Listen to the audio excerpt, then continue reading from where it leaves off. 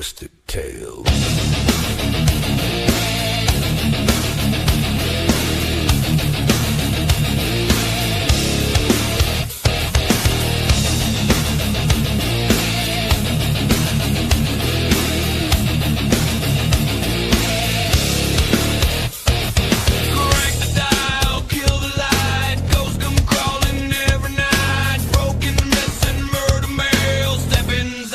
Twisted Tales, Twisted Tales, hell, blood and bones and no trails. Twisted Tales, hell, who got teeth and drags their nails. Urban riding, back road sins, dead men talking through the wind. Cursed objects kill alone. Once you hear it, you want more. No fairy dust, no.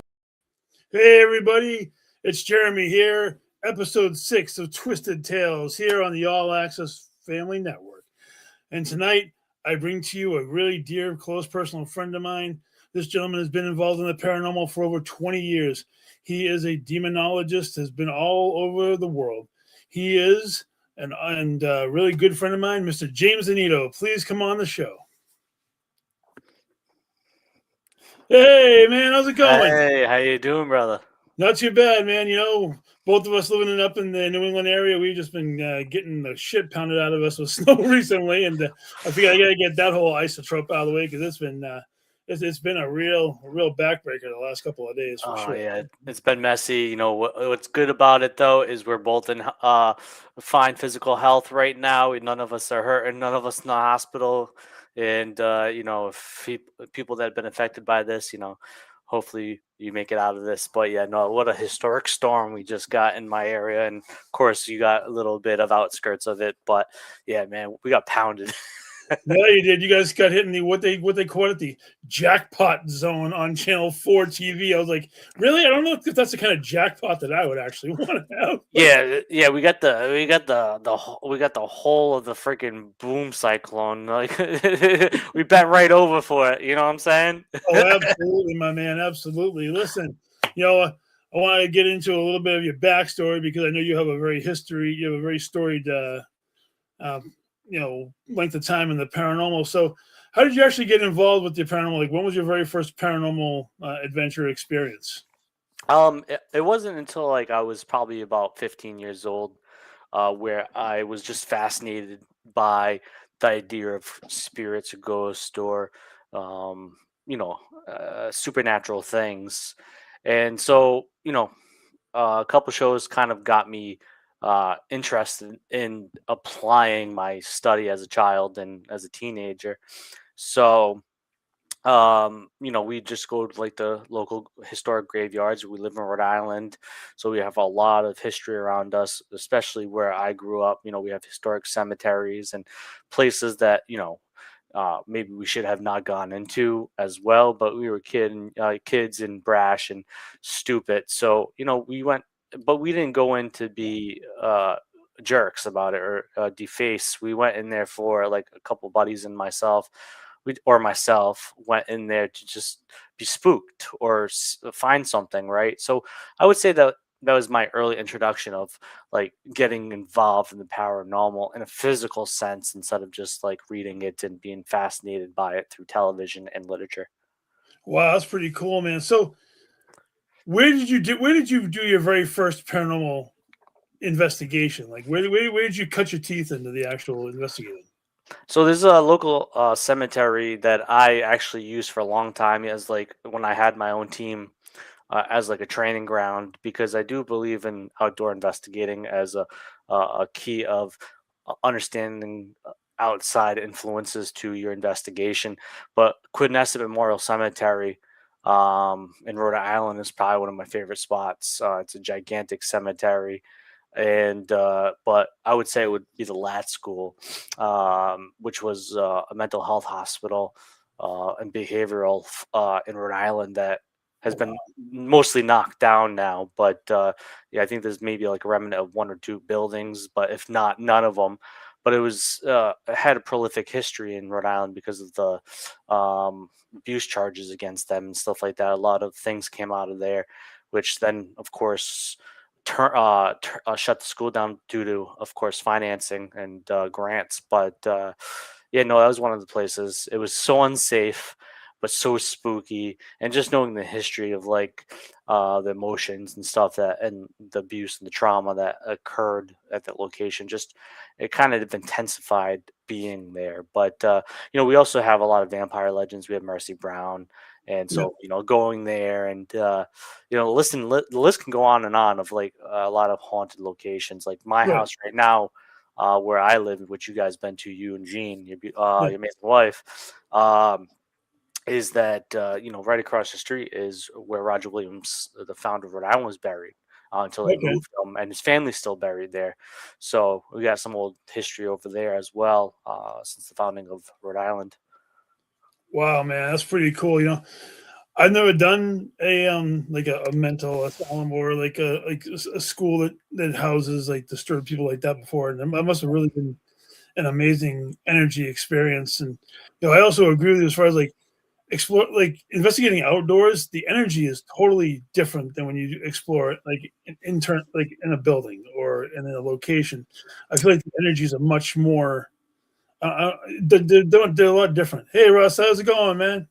What did I stumble upon? I don't know. Trouble. That's what you stumbled upon. Yeah, probably.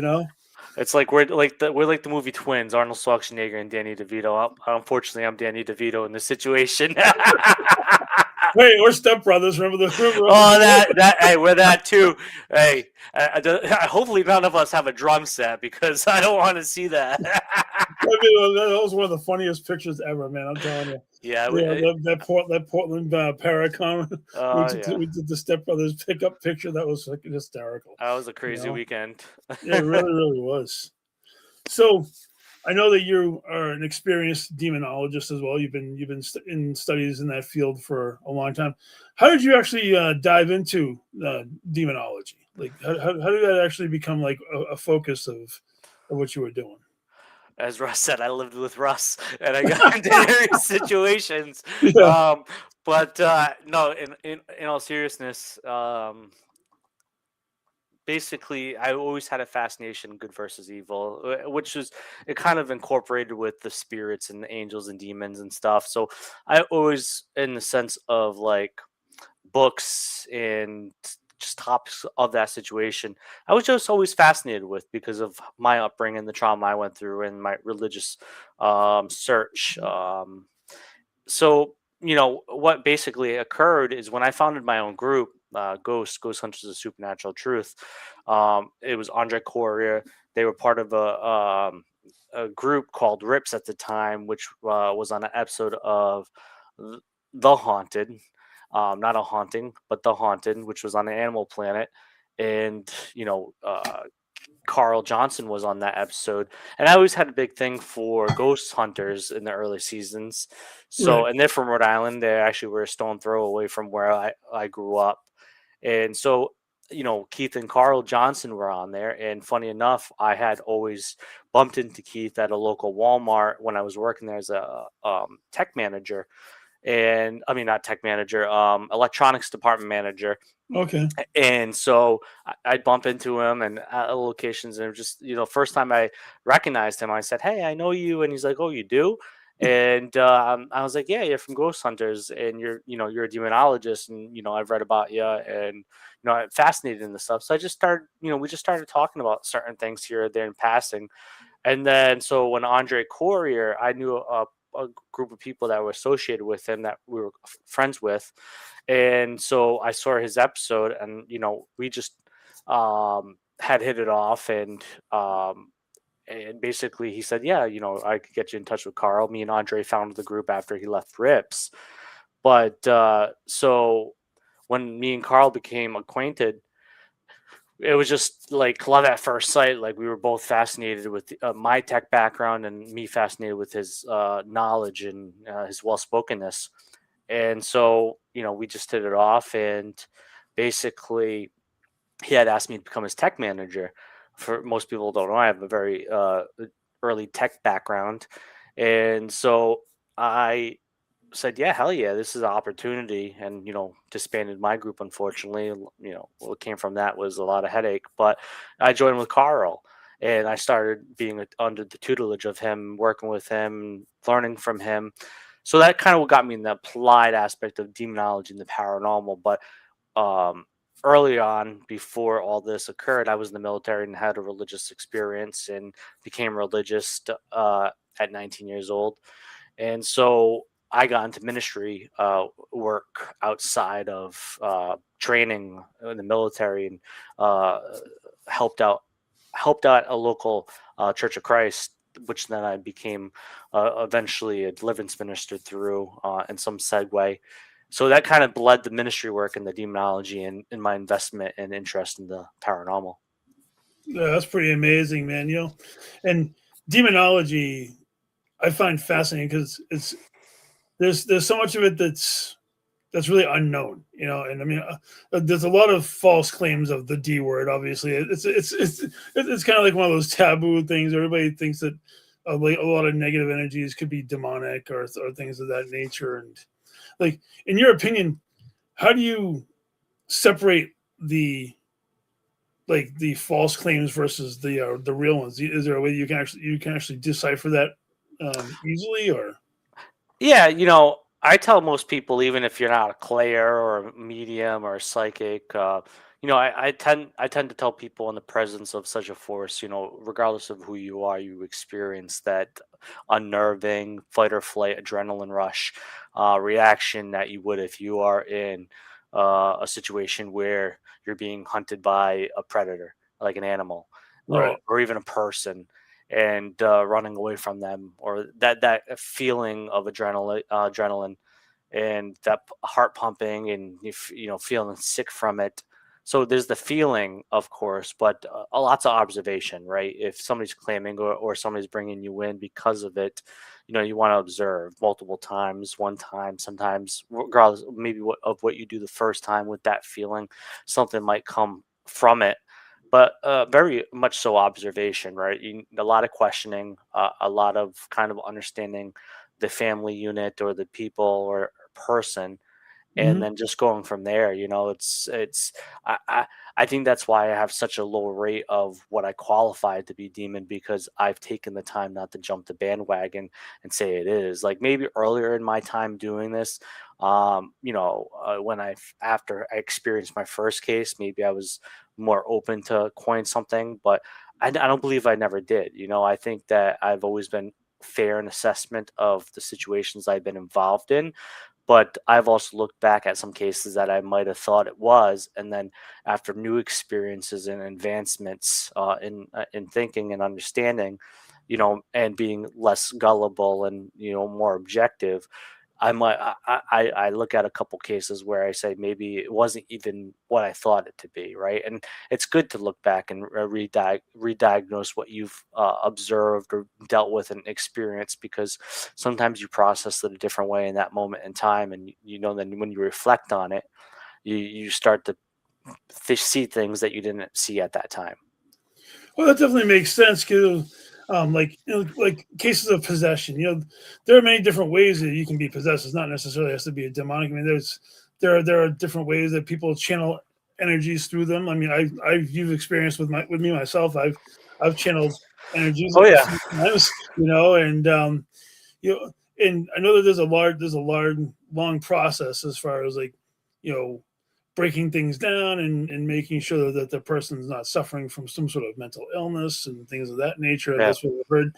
And I mean, I know a lot of the TV shows also sensationalize possession, or they blow it up to be bigger than it actually is, or how they cram 7 days worth of work into 45 minutes worth of footage and stuff like that. So yeah, it's I was just curious, like, because I know that you've been doing demonology for a long time, and um, yeah. Yeah, it's close to 15 years. It's nuts, how fast. Like, it was probably my early 20s, or 2021 when I started working with Carl. So, or probably 20, I started working with Carl 2021. So yeah, it's been a long time, to be honest with you. It's been an interesting ride, so to say, to like see the things that I have with people.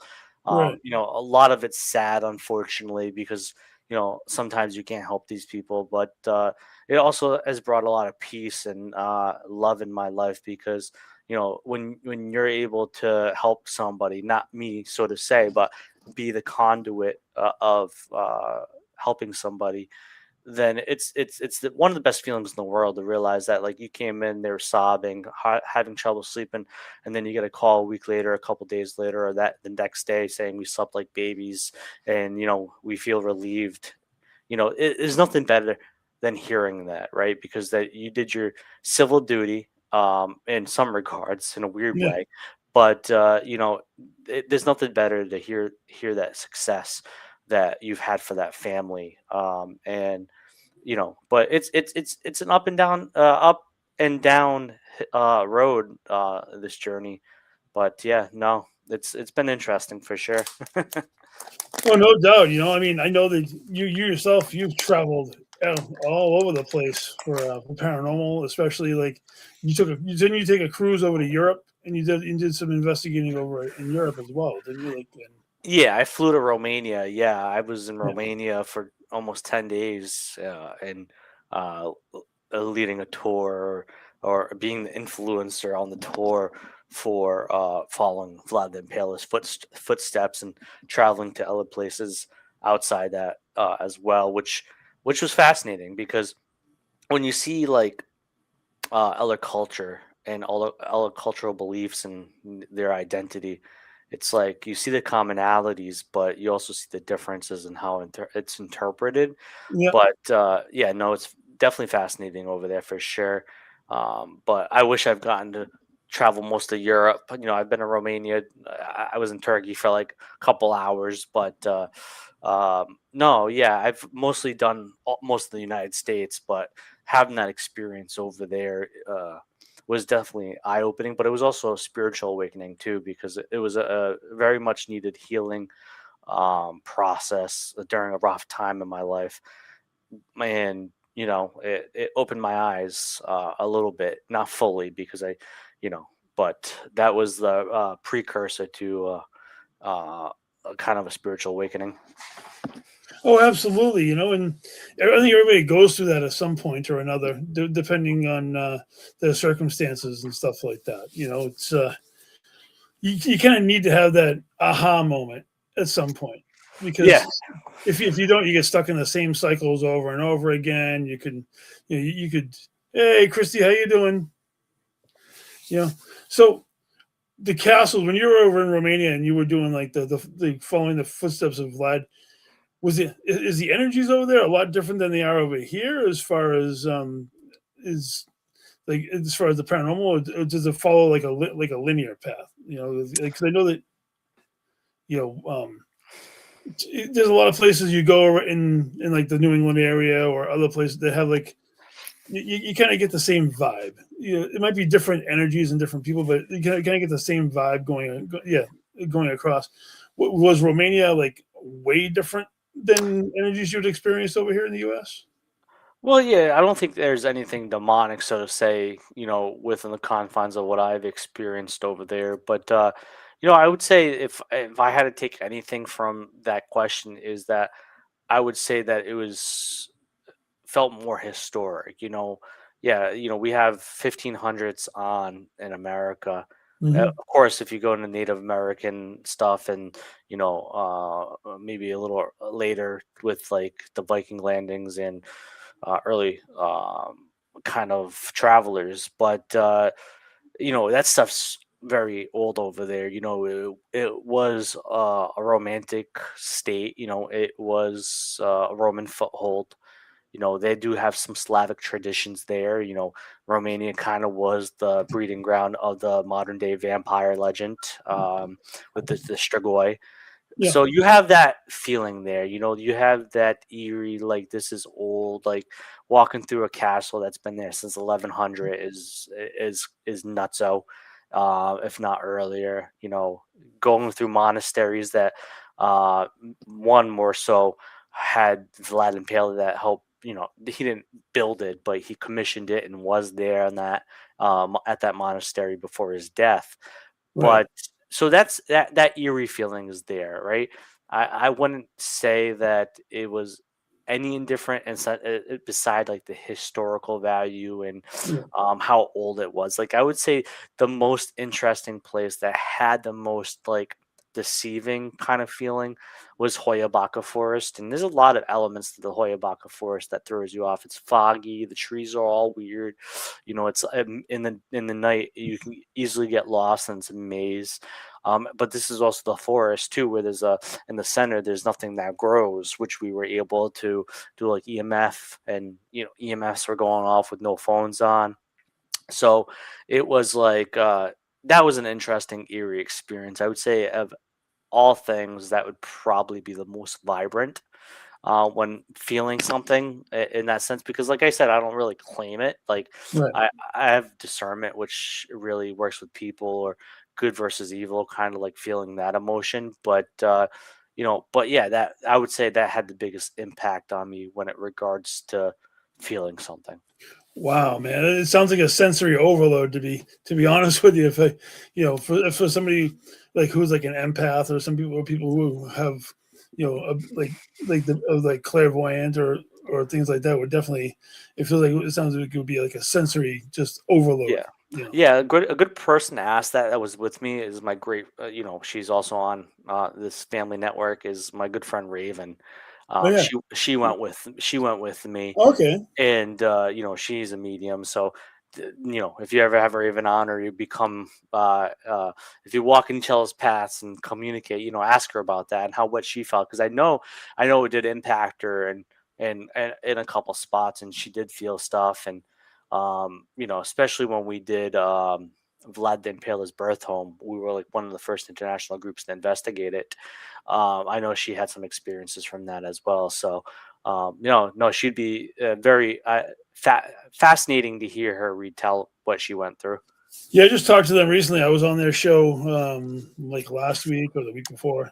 Yeah, too bad you didn't ask that question, but Well, man, I didn't think about talking about it until I was talking about it. I 'Cause know, right? I love seeing all the pictures that you had from Romania when you were traveling over there. You were posting all sorts of great, amazing photos, and I figured this is a topic that you and I really haven't really even talked about in person. So I figured, what the hell, I might as well talk about it live on air, because it's fascinating to me, because you know you you don't get to see those things every day. Because Yeah.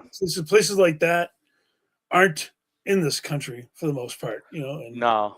I'd say the most interesting though, where you felt like kind of like, oh, was that we actually went to a live prison, right? yeah, And outside the live prison is the old prison where they used to stow away old Cold War like prisoners of war, or political figures like that were anti-Soviet.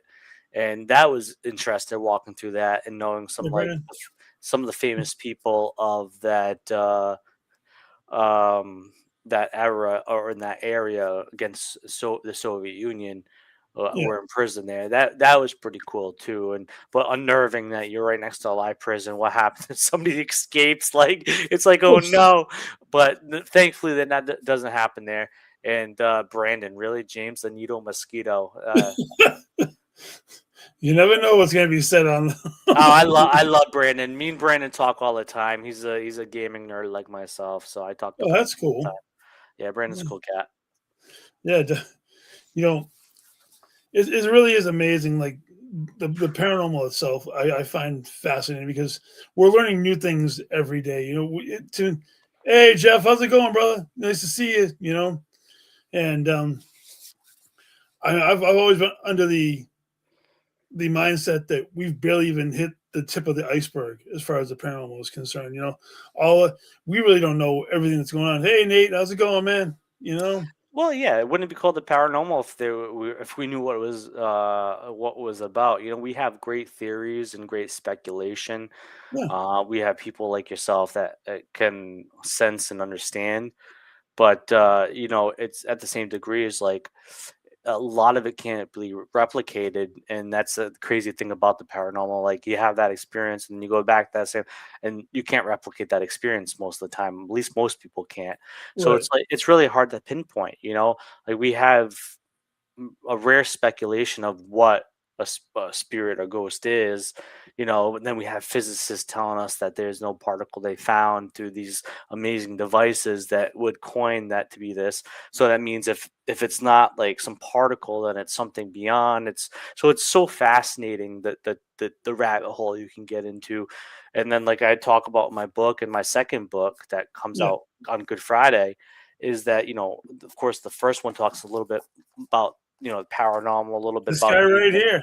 There Yeah, it right. is. Um, and then it also talks about the human mind, but the And history of demonology talks about, like, from the cradle of civilization, which is known as Mesopotamia, to modern times. You can see the development and understanding of the paranormal or beliefs in spirit, which kind of date to almost 10,000 plus years, if not older, with our origin point getting older and older. yeah. So it's fascinating, the deep dive, and realize, though, throughout all cultures we all have these experiences. And I try to paint that in my book. I don't try to be. I love how you told me um, before the show of how it paints boxes, and then you think outside the box, you think inside the box, you stare at the box, and that's the whole point of the book. It's like it makes you want to think, but it also tries to tell you, hey, the guy that works in Chicago, to the Chinese farm boy, to the guy in the sugarcane fields in South America, they all have very similar experiences, and to me, that's fascinating. Yeah, I agree. And for anybody who knows, the name of the first book is The Psychological Dimensions of the Paranormal by my buddy James Leo, with a forward from another good friend of mine, Mr. Ron Yacovetti, who I have him and Lords coming on in May. Really, Um, really great people. they You know, are, man. so your first book, like I told you, I read the majority of it while I was waiting for my wife's surgery to be finished. Like towards the end of last year, I think it was in November, and when I actually get a chance to sit down and read the book. And if you want, tell people a little bit of the details about like what made you decide to write the book, and you give them a little bit of insight on what they'd be looking forward to when if they actually decide to pick it up and give it a go. Yeah, so short and sweet. Psychology is an equal love of mine to demonology and the paranormal. I'm in my current master's program in psychology, 6 classes until I get my master's. I grew up childhood trauma that led me onto this journey. So it's kind of like it's a perfect marriage of all my interests, and I got to put it in a book and give people maybe stuff they knew, but also expand upon it. Maybe give things people didn't know. The whole point of the book was to make you think. It was I want some of the great feedback I've gotten, and they hated me for it, but loved me for it. It was making people think of their experiences and questioning it. And it's not for me to question, to like create a taboo out of it again. It's to, like, what did I deal with? Kind of self-diagnose it a little bit better. Look at through an outside observation now after dealing with it. And I want people to question. I want people to seek answers, or ask a question and then get another question from that question. And that's the merits of the book. So I bled all of it together. Um, and I started realizing something as well in my time doing this, and in the concept in a small term, is that as much as I believe sometimes we make ourselves too important as a species, but it truly believes that for there to be a haunting, somebody needs to be haunted, right? There's the human tether is a huge part of spirits, ghost. It's also a good connection to good versus evil in a Christian sense, and even outside of Christianity and other religious beliefs, the human person tends to be the middle person between this battle, through a theological nature of good versus evil. So it's fascinating to me, and that's why I wanted to write the book first, because I wanted to step out of my comfort zone. Um, and most people know me as a demonology guy, and I have that book coming out on Good Friday, but I wanted to step out of my comfort zone. I wanted something to enable me to write. I was on a long hiatus, like I tend to do sometimes in my life, and just disappear. And so I wanted to finally do something for myself that I always told myself that I could do, but I always told myself I couldn't. and everybody else just told me to write books. So I said, in this hiatus, I'm gonna do something that takes me out of that comfort zone, so it pushes me to want to do it. And while writing that book, I was also writing the second book, which is methodical in sense as well, and a little bit more academy, but still pickable up for the average reader, and still able to learn something from it, depending on what reading level you are. But yeah, that's what made me write the first book, out of my comfort zone, and I really love the topic of psychology, and I think it has a great marriage with the paranormal. I know sometimes the science fields, or most of the time, the science field stigmatizes the paranormal, but there are people that don't. There are people that actually really are interested in it, and use true science to try to determine what the paranormal is, and I love that. I think I agree, and I believe that they both go hand in hand. The people who have natural feelings and the people who back it up with actual like Yeah. scientific. I'm more of the natural side of things, and I'm not really good at the science part of it. I definitely I leave the tech stuff to the people who understand all the gadgets and the gizmos and stuff like that. And I tend to I've been blessed with the ability to be able to communicate without using the equipment, and then Yeah. having people use the equipment to help just Yeah. like and Yeah, I've experienced that with you, to reinforce you. Like, I tend to test people that are mediums, right? Because it's not because I want to prove them wrong. I just want to learn. I don't claim to have it. Maybe I have some segments of it. I do everybody has a form of spiritual intuition outside of just normal intuition. right. Sometimes people close it off, sometimes more people are open to it. But I love testing people and experiencing it. And I've been around you multiple times where we validated through personal experience, through data collection, through Oh, yeah. equipment, and then through you confirming, or being the kind of the anchor point of why we dig deeper. And it's fascinating. But yeah, no, yeah, people like you are a gem for sure. Dude, you know what? My favorite interaction we had was, "Hey, Christine, how you doing?" Was the USS Salem when I came down there to help you guys do the and when I channeled that spirit. Oh my god, that was insane. That was a hell of a night, no Oh doubt. yeah, oh yeah, it was very striking. As for shit that I've had many experiences on, that probably is in the top three for sure. I would say the top would be that there's nothing more like, something working through you is fascinating. But for most times when for the normal person that's not clairaudient, Jeez. it is that most times you don't hear it through like actual like frequency of sound that we can hear it at. It's a lower frequency, and it either catches on a recorder or a camera, if video camera. But the U.S. Salem, it was a bunch of us, Laura Brand, the criminologist, Shannon, her husband, Joe, Don. It was just a few of us, and we were all in the birthing area room, and Yeah. we just hear like this woman's voice, clear as day. We caught it on, and once the ship's locked, nobody's getting on board once that gate's closed. Oh no. So it's like we were all accounted for, and we also caught it on, I believe, two recorders, and also on the video camera that Shannon's husband had running. It was just so fascinating, especially to hear it audibly, right? That you don't get that all the time.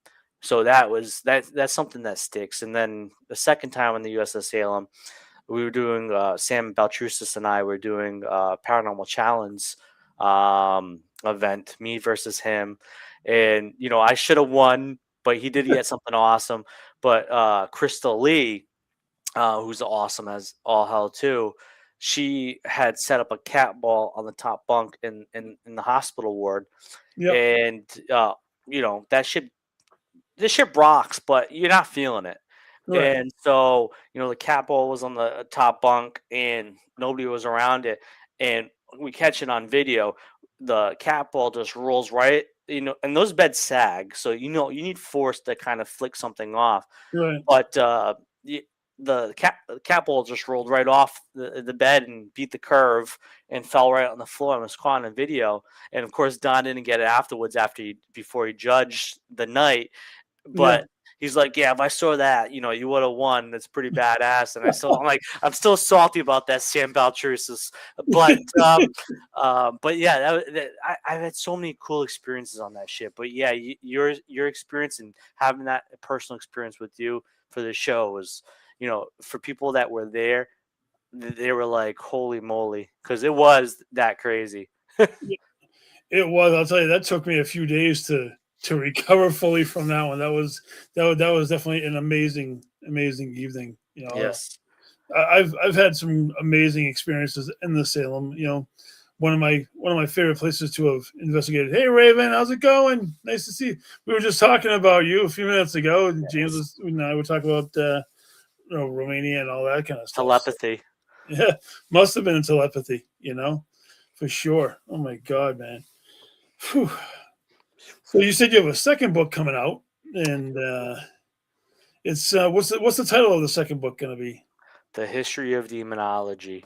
Oh, I was supposed to get, well, I'm supposed to get it tomorrow, but I was hoping for it today. I have a proof coming in the mail to do physical edits, and yeah, yeah, I was hoping to, but for the second book, a little throughout, I'm gonna say it tomorrow as well once the book comes, but it is ready for pre-order on Amazon. The History of Demonology. You can put my name, which is in the blue right. Right there. But yeah, no, that is a book that like kind of like talks about demonology from Mesopotamia to modern times. It kind of gives a little bit of a lens of the future of what could come from it and where we're at with it. But it's a development of demonology. Like you said, there's a lot of misconceptions about it.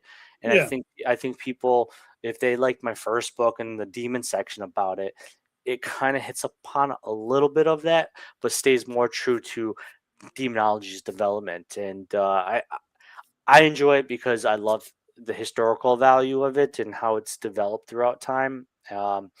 But I think that for people to really understand demonology, it's just a short book instead of like a $50 book that has 400 pages. You can sit down and you read most of the first book in one sitting.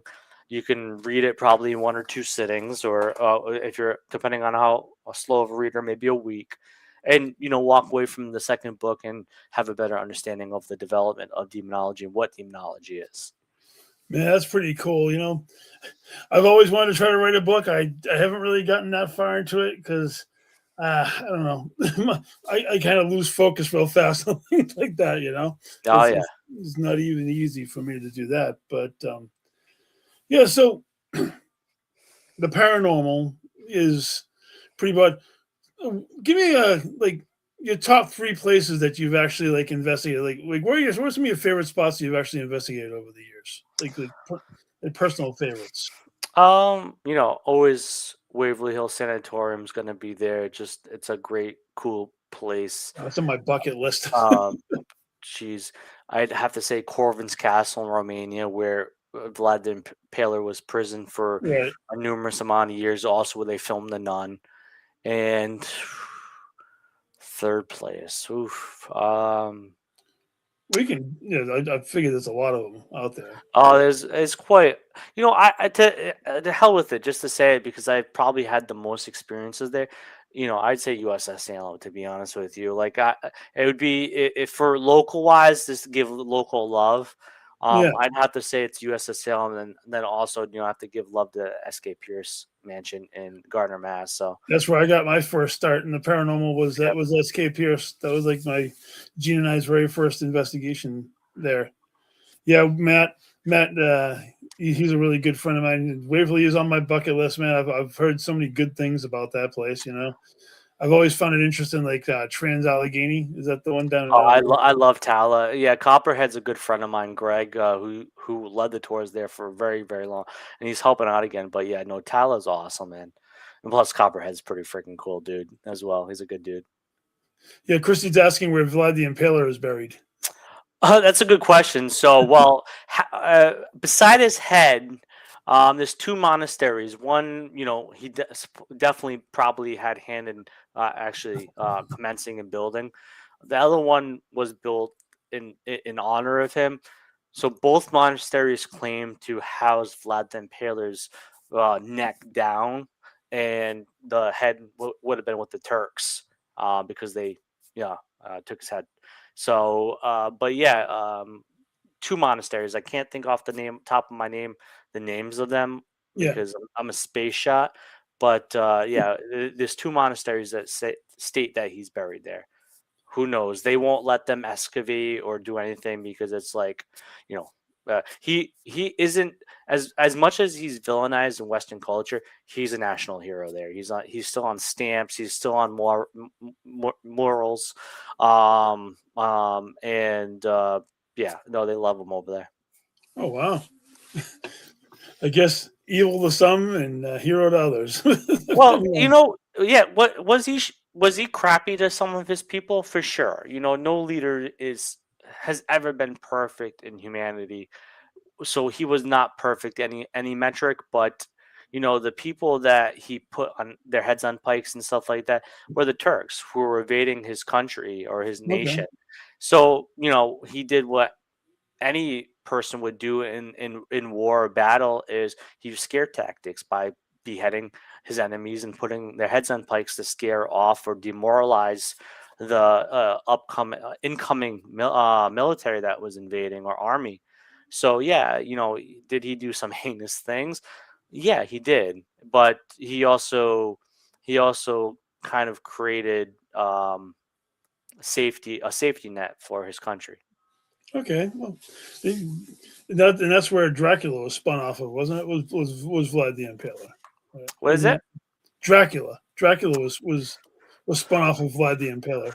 I think in a couple of movies, like Yeah. the Bram Stoker's Dracula. I think. Well, yeah, the idea from Bram Stoker was Bron Castle, and when he saw that, and hearing the legends of Romania, which is very fascinating, it gave him kind of like the light bulb to write Dracula, and plus, Vlad the Impaler's father was called Vlad Dracul, Dracula. Yeah. which means the dragon, Okay. and so that's how the legend of Dracula came to be. Oh wow. I'm learning something new every day. That's for Yeah. sure. See, Raven has a good memory. Snagov and Komana. See, there you go. Hey, it's good to have the other person on here that went through Romania with you. Yeah, that's why I said like I have a shoddy memory, but also at the same time is next time you talk to Raven, ask her about her mediumship things of Romania. I know she had a couple, and we also did. I'm not gonna say, but we did a house, and I would say that alone. I don't talk about it because it's a fine line of why I can't talk about it. But Yep. yeah, we did a house, and oh gosh, it's that was. I know Raven definitely had a lot of experiences there. Something more negative of an experience, not demonic, but more negative. Oh, she Googled it. I love it. But those are true. Those are right. Once you said snag off and Komana, I definitely that definitely rang true to my mind. Kamana, aka Komodo Dragon. Ah, nice. So I know that last time we had talked together, were working on an upcoming podcast that you have going on, a project you have going on called Nine Gates Podcast. Is that correct? Yeah, it's a play off the Nine Circles by Dante Alighieri. His famous poem. And yeah, it's with a demon folklorist, Victoria J. She's a master's in folklore, and she has a book out. I'm not going to butcher the name; it's not in front of me, but she has a second book coming out a little after my second book. And no, she's just amazing. I've been following her for quite a few years. She's newer but she has, I think, a different element to it that's interesting to hear and for people to experience and hear the folklore of it, which is a lot of what is the foundation of what we do in the paranormal is folklore. Yeah. And so, we're making a podcast specifically about demonology and demonic folklore, where we do one episode every month, just once a month, and it's a specific topic. We'll talk about it for 2 to 3 hours, and some episodes will have guests. The first episode, the topic is the introduction to Really? demonology, and our special guest is John Zaffis, to Oh, talk nice. about his experience being in the field 50 plus years and how demonology has advanced. But yeah, no, it's going to be an interesting podcast because what I tell people is, as much as Victoria and I have a cohesive nature to us, we also disagree on many things too. So it's going to be great to present that where we can have a healthy debate, but a healthy discussion, conversation, and then also pick other people's minds as well that relate into the specific type of field that we both are in. Wow, man, that's pretty cool. Your very first guest is somebody that I have on my bucket list of guests that I actually want to get on my podcast at some point. John Zappos, I've respected him and what he does for a long, long time. And it's it's amazing that you get your hands dipping in so many things between trying to get your schooling finished up and writing and publishing and dropping 2 books on the market and continuing on with everything else that you've been doing. It's when do you even get a chance to sleep half the time? It's My life has been crazy since 3 years old, and I do better which is weird and it's not healthy for you, but I do better under stress and pressure, and I've just been like that for a long time. But then I had a realization: I'm not getting any younger.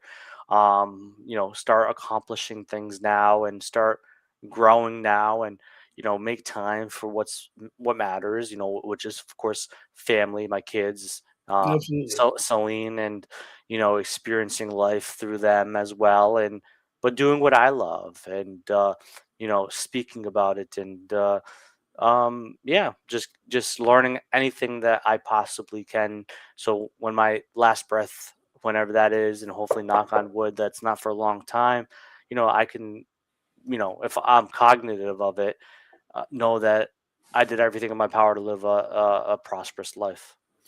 Yeah, that's pretty cool to have that. And you have 2 beautiful boys, and Selena's a great woman to have by your side. You have a really great family, and you know and Gene and I are very happy to be part of your life, and vice Yeah. versa. I know that for sure because Yeah. we do talk about it all the time. And I'm going to send a special shout out right now to Gene, whose birthday is tomorrow, and I figured I might as well put it out here on the Yes. podcast because if it wasn't for her, I wouldn't be here right now. I wouldn't be doing this with you because she got me involved in the paranormal to begin with. And she, from investigating to experiencing my abilities, and then all the great people that I've met along the way. And you and I first met at the Murdoch Whitney at the Historical Society years ago you know, hey, Matt's a really funny guy. He earlier he made a comment saying that when they do their investigations that they're not collecting proof, they're collecting evidence. I mean, it's true. I mean, you're getting evidence of people who were here before us, or people Yeah. who were here and left along the same timeline. There's always the debate that there's been multiple timelines of multiple people, and right now we're the current version of what Yeah. the people that are currently here. And Yeah. the more and more they dig things up on Discovery Channel and the History Channel, it makes me think about it even more and more and Right. more every single time.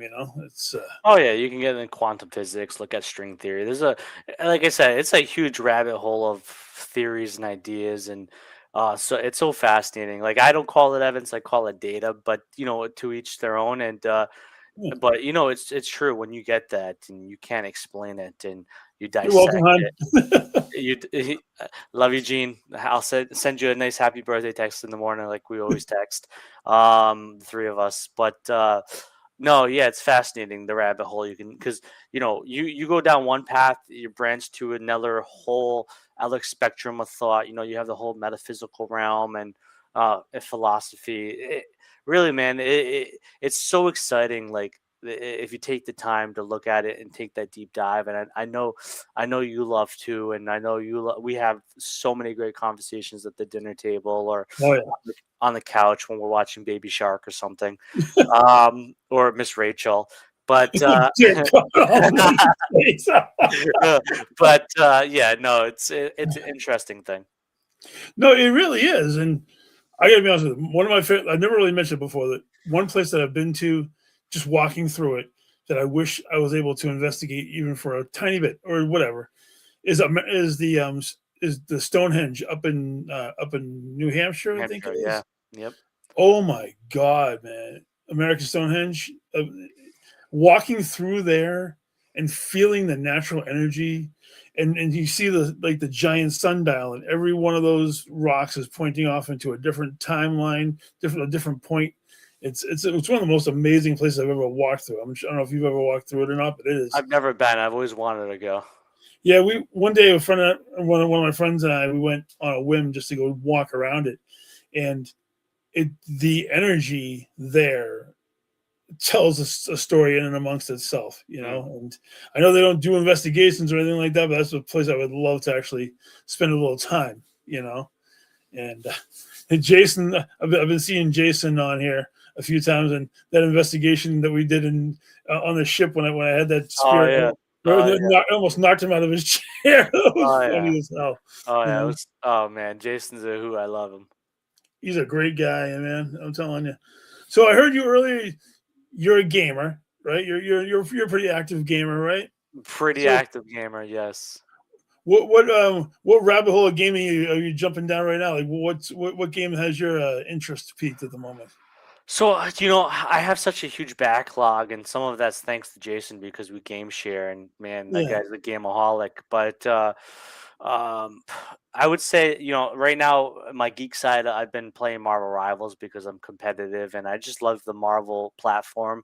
Love the heroes. I used to be a comic guy in my youth, and I just been playing that for the competitive nature. But really, what I'm looking forward to, which has a little bit of deal with the paranormal realm, is this Friday Resident Evil Requiem comes out, and I'm very excited. I know Jason's excited about it, but yes, Resident Evil. It's such a Oh, wow. classic game. I mean, I remember playing the first couple of Resident Evils way back in the day. What was it, PlayStation, or even earlier than PlayStation? I'm not really sure when those actually came out. But early '90s, dude. Yeah, like the original Resident Evil 2, like back in the day before they like branched off to this whole universe, before the movies were made, and before the God only knows whatever else has happened in the meantime. And Though what I'm excited about, from my understanding, I could be wrong on this, but um, I like all the Evil Dead movies, but the Evil Dead Rises movie was so freaking brutal, but so good. I heard the director of that movie is directing the new Resident Evil movie and has been given creative freedom to follow kind of the path. But man, if he nails it like he did Evil Dead Rises, it will be such a goddamn good movie. no, was that the one in the apartment building? It is, yeah. To? Yes. That was pretty violent. That I'll give that its due. Oh yeah. It's hard because I like all those like Evil Dead movies. If Bruce Campbell's not in them, I don't really care about him. I'm trying to be more open to the franchise itself, but Ash is just a legend. Yeah, of course. The boomstick. God, my God, him and Freddy are the two funniest guys in horror, and it's just I can watch those movies over and over again just because of the one-liners, of the the mannerisms and all that kind of stuff. Gotta love 80s humor, my man. 80s humor mixed with campy horror and amazing characters, obviously. Yeah, know. no, Ash is great. You know what the great thing about those movies are? They're kind of like a continuum, but they're also like a fresh restart. But there are connections, which is great about it. Like, I didn't mind the one in the cabin. It was a little kind of, but I did love how they kind of transitioned it to be like this is all part of the series. I even the show that he did. That was an amazing show, by the It way. I was, watched Ash it versus was, the Evil Dead. I loved that show. yes, That was a yes, great show. it was great. The only movie in that franchise I wasn't a fan of is when they tried to reinvent Ash and make him a girl. And when the girl took over the mantle of Ash, I was Yeah, it not a was like the fan. fourth one or third one or something like that. Yeah, That really, it was a remake of the yeah, original one, and yeah, I'm sure it's good as a standalone, but not having Bruce Campbell in the series kind of big. It is yeah, true. Horror is based on human life. I mean, look how many horror characters were based off of between John Gacy and Ed yeah, Gein. yeah. Gene and I just went to the serial killer speakeasy down in Narragansett Oh yes. last Friday. Which, here's a real quick story. I think you might find funny. We went to Narragansett to do that serial killer speakeasy, and they had Ed Gein's story. They did John Wayne Gacy's story. They did Jeffrey Dahmer's story, which was probably the best one of all because he was actually dressed like Dahmer. And Ted Bundy was the last one. Uh, We had talked to the owner of the place in Narragansett. He's like, "Yeah, we never get snow down here." 2 days later, they got hit in the jackpot zone, and they had like 2.5, almost 3 feet of snow.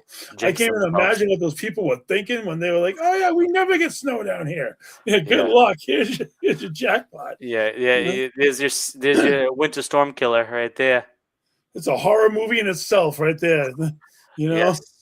Screw the mist. How about the freaking snow? That's a new movie right there. if you've ever seen the movie Krampus, the one that came out in like 2015, Yes. it the last few days in New England have reminded me of the movie Krampus. Everything was covered in 3 feet of snow. You know what was a good movie that just had snow in it? Shockingly better than the first one. The first one to me was a good movie. It was The Black Phone too. Oh, we did. We just watched that one recently. That wasn't Yeah, too bad. It wasn't yeah, too bad. yeah, you know, I did like the fact that in the first one, the actual like the guy was a real guy versus like a hallucination or yeah. but no, it was cool. No, it My was God, I cannot believe this hour has already gone by, man. You and I we talk for hours anyway, so this is me nothing too. new for us. But so I like to Krampus is awesome. I like to usually tie up the show. I like the Mount Rushmore of horror characters, and why you pick them. So I'm going to put the ball in your court, my friend. What are Ooh, your top four, the Mount Rushmore of horror villains for you? oof, man, that's frigged up, dude. I know. It's just something I find entertaining because your mind can go in so many different directions, and Well, I've always been a Michael Myers guy, so Michael Myers is on there. yeah, I love science fiction, but it's a horror movie. I don't give a crap what anybody says. The Alien from Alien. What a friggin' movie back in the day that was. Oh god. So Alien, Michael Myers, Pinhead. Gotta love some Hellraiser. oh yeah, Doug Baker, man, what an amazing, I love Pinhead. And what this what? So one more I'll give you. Shikes. I will say it's one of my favorite series. Shockingly, but I would say, the old hag from Insidious. Oh wow, interesting. I've never heard that one used before. No, it was just how they tied all those movies in. Some were good and some were great and some were downright just watchable, Yeah, but awful. I thought how they set that whole movie series up, and and how it's the one demon. I enjoyed that, and I think that it's some of James Wan's best work. yeah, He didn't direct all the movies, but he had involvement with all of them. And I just think that, like, out of all his horror movies, that's probably one of his best series. And the first one was one of the first movies to ever give me that jolt. Like, holy shit! It's like and like caught me off guard. So even though it's not the most scariest movie, there's just that one moment that just like took me over the edge. But yeah, that's what I have to say. But as far as horror movies, I'd say one of my favorite movies is Midsummer. Oh wow, there's the one. Yeah. I don't think I've seen it all the way through. I think I started watching it, and my old man brain made me take a nap in the chair, and I think I ended up missing like the back half of the movie, and it just rolled the credits. So I got to go back in and Uh, give it a shot. it's it's a different kind of movie, but it's so fucked up that it's like the first time I ever saw it, man, like what the hell did I watch? And then the second time I watched it, I'm like, holy shit, this is a great movie, and it's one of my favorite movies that I could rewatch and rewatch and rewatch. But it's hard to do that because I try to have Celine watch it, and yeah, she gargled in fear of the blood. Oof. My God, man. Where has the time gone, man? I appreciate you taking the time out of your busy schedule to come on here. And, you're my brother, and I love you very much. And thank you very much for coming on here tonight. So why don't you give them all a plug on the books and where they can find them? And Yeah, so you can find me on social media, James Annitto. Go to jamesannitto.com or demonology.org, which links to my main website. And my books are on the book tab. I haven't set the link up for History of Demonology on the website for pre-order, so you can then go to Amazon for both books. Just search my name or put the Psychological Dimensions of the Paranormal or the History of Demonology, and you'll find the books. And hopefully you pre-order the second one and you buy the first one. If you don't, you don't. Whatever. Your loss. But yeah, no, that's how people can find me and how people can find my material. awesome. Don't forget, it's right here. Go looking for this. This book is great. I don't read very much, but I will definitely endorse this one 100%. So, everybody, I'm Jeremy Cotter. This was James Annitto, episode 6. Thank you guys very much, and we'll see you next week. Gwen, take us home.